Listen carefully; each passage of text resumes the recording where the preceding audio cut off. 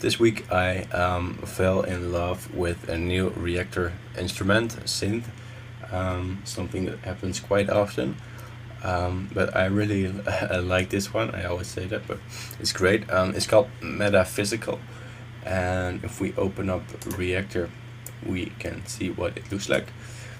And where you find it, if you want to play along with the tutorial, is Factory Ensembles Classic Electronic Instruments Volume 2, and then you can choose either function A or function B. They are both identical except for the sample map. So ensemble A has some more ambient samples, and B is, I think, a little bit more gritty. We can load that one up because we like gritty. And then we need to switch the track on.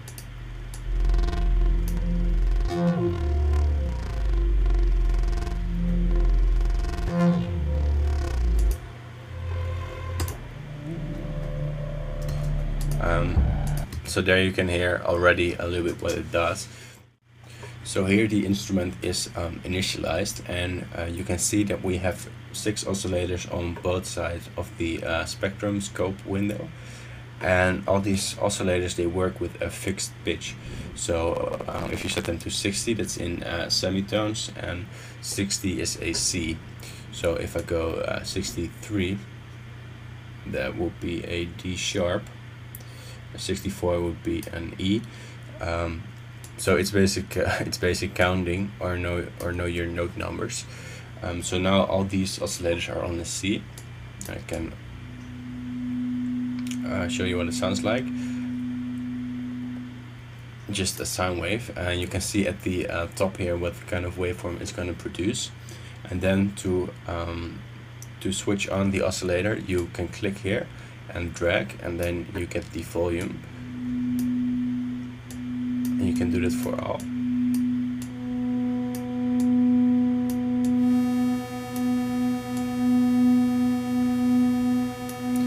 And then you can change the note number. And for this one, shape.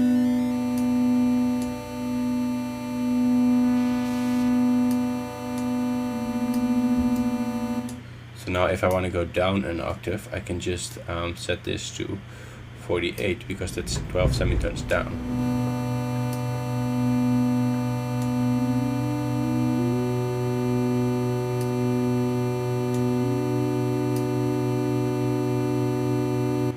So now I have made a chord, and we have 2 of these same sections on the left and the right side.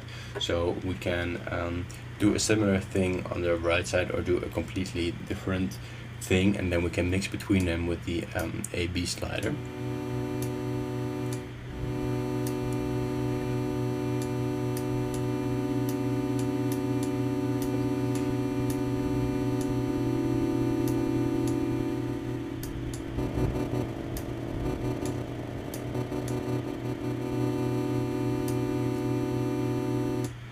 And the power of this is actually that we can modulate these volume sliders.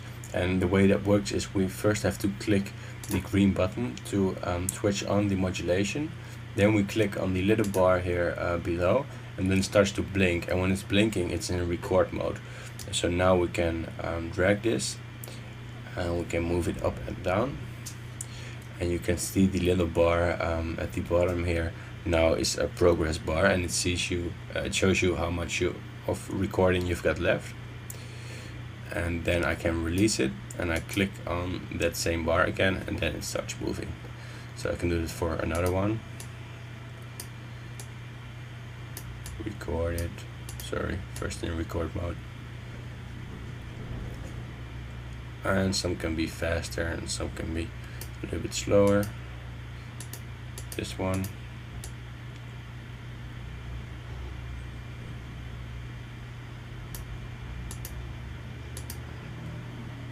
So now we've got a little bit more movement.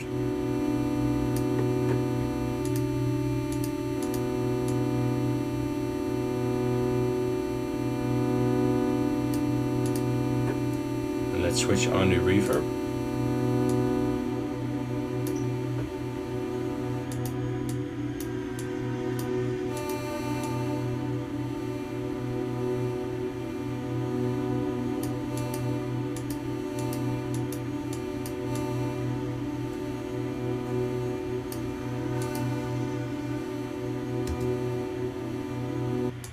So this is a very easy method to creating lush ambient pads.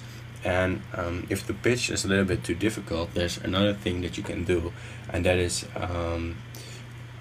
if I click this all button here and I don't click fine, but now they are all listening, you sort of have to look at this like one line. So this is A, so it goes to on and then to P1. So that means that this P1 is for the top row, and this P2 is for the bottom row. And if we set this to MIDI, then and all these switches are on, then it's actually gonna listen to your MIDI notes. So then I can mix them here in my MIDI view. We can go for C, G.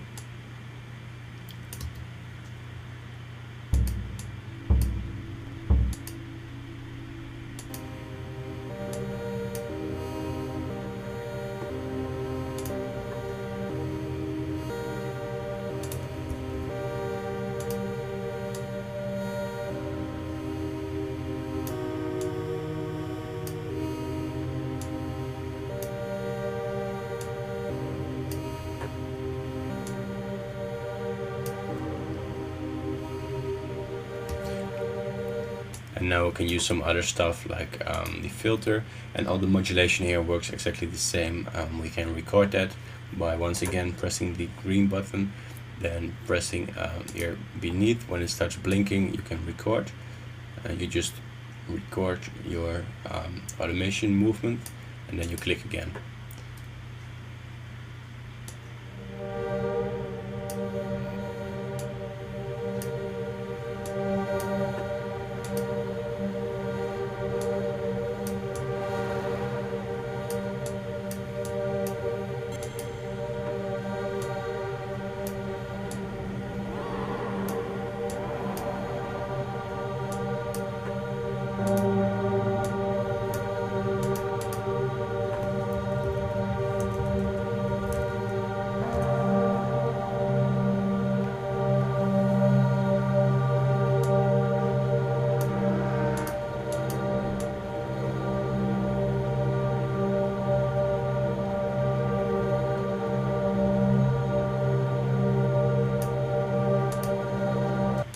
So now we've got a fairly complicated sound just in a few minutes, and we can use this in the background of our whole track, and we can let it listen to MIDI, or we can use it sort of as a bridge section. One last thing I want to show you is the sample right here.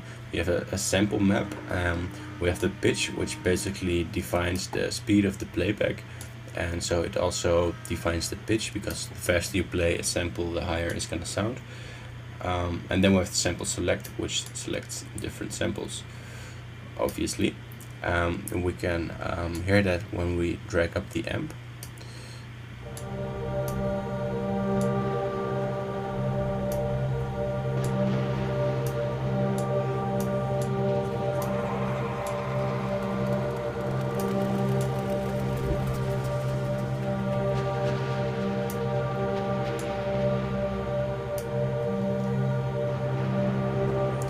Pretty cool, right? And now we need to EQ this a little bit. Luckily I've got one right here.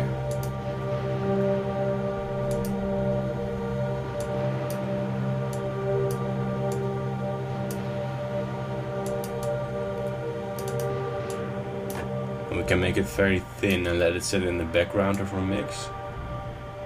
So it's gonna provide sort of a glue to our track. And then in a bridge section, for example, we could open up the filter.